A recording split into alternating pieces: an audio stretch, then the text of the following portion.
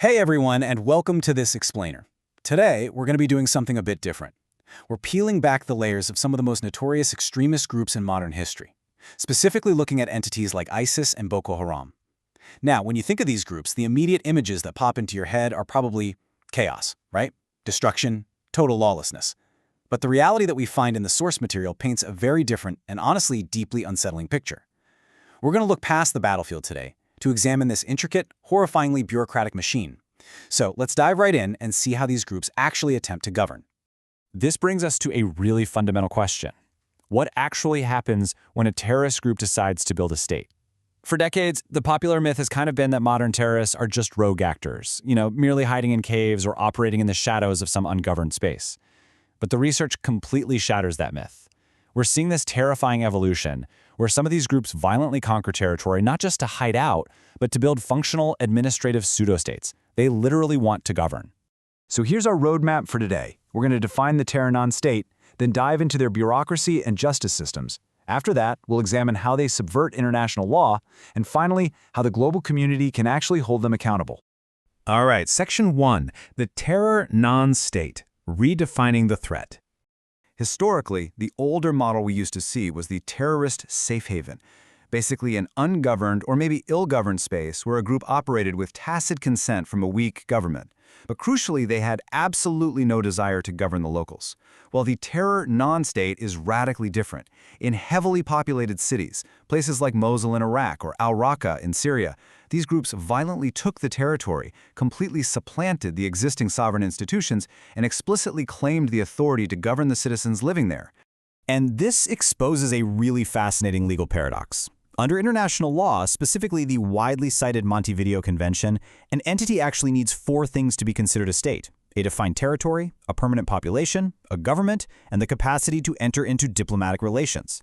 Through sheer brute force, terror non-states like ISIS actually achieve the first 3. They hold land, they control a population, and they act exactly like a government. But they fail the final test. They entirely lack diplomatic recognition. And that's because the global community rightfully refuses to recognize entities built on heinous international crimes. Back in 2014, the UN Secretary-General summed this up perfectly, stating, "They certainly do not represent a state. They should more fittingly be called the un-Islamic non-state." It's a great quote because it underscores exactly how the international community legally and politically categorizes these entities. Despite their vast territorial control and all their administrative aspirations, in the eyes of international law, they remain rogue, non-state actors. Okay, moving into Section 2, the bureaucracy of extremism, the mechanics of control. Check out these semi-federated ministries that ISIS actually set up. Education, public services, health, security, public relations. They even had an agriculture ministry. It is a completely jarring juxtaposition. I mean, we're talking about a famously brutal extremist organization, yet they operated mundane, everyday ministries just like your local government does. They weren't just fighting, they were managing crops, running hospitals, and paving roads. They operated a central command but allowed regional leaders to maintain a degree of local governing autonomy. But here's the catch. By functioning like a state and establishing systems of taxation on the local populations, ISIS unwittingly entered into what's known as the social contract of terror. And this became a massive strategic vulnerability for them. Think about it. When you tax a population, that population expects public services in return, right? While they were highly skilled at building security and religious institutions, the research shows they ultimately really struggled to deliver on those basic public services, especially as their territory and oil revenues came under heavy international pressure. Essentially, they promised a functioning state, but just couldn't afford to maintain it. Let's look at Section 3, Justice and Grievances, a Dark Administration. So ISIS did not operate through random, chaotic lawlessness like many people think. They actually utilized a highly structured central judiciary. At the very top sat the Caliph and the Shura Council. Just below them, and notably above the local courts, sat the Bureau of Justice and Grievances. This bureau was basically the central node of their governance. It extended its tendrils into almost every single aspect of life in the territory, very much taking organizational cues from the authoritative regimes that they had just supplanted. The term they used for this bureau, Mazalim, wasn't just pulled out of thin air. Mazalim jurisdiction is rooted all the way back in the 7th century Umayyad Caliphate. Historically, it was a court designed to address citizen grievances against state officials regarding things like public funds, endowments, and land laws.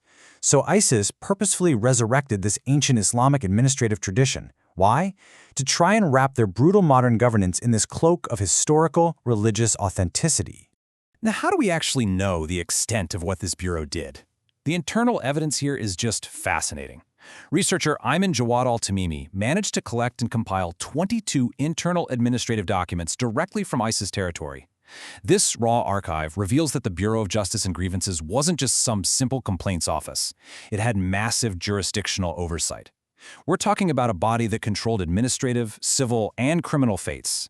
They regulated communication technology, dictated the observance of religious holidays, and yes, even authorized death sentences. Which leads us to Section 4, Subverting International Law, the Legal Crisis. So, analysis from the Brooklyn Law Review really helps ground our understanding here in expert legal theory. When a terror non-state like ISIS or Boko Haram violently takes over a city, they actively nullify the citizens' sovereign rights. Imagine that for a second.